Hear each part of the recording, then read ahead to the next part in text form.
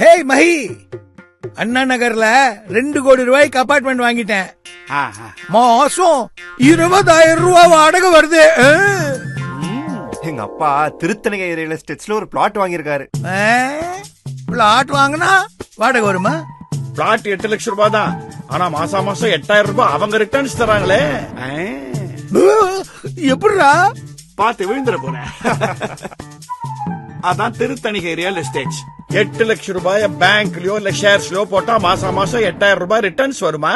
ஆனா திருத்தணிகை ரியல் எஸ்டேட்ஸ்ல 8,000 ரூபாய் மாசம் அவங்க நமக்கு தராங்களே. திருத்தணிகை ரியல் எஸ்டேட்ஸ், அன்னை கோமதி நகர், பொன்னேரி ரயில் நிலையம் மிக அருகில்.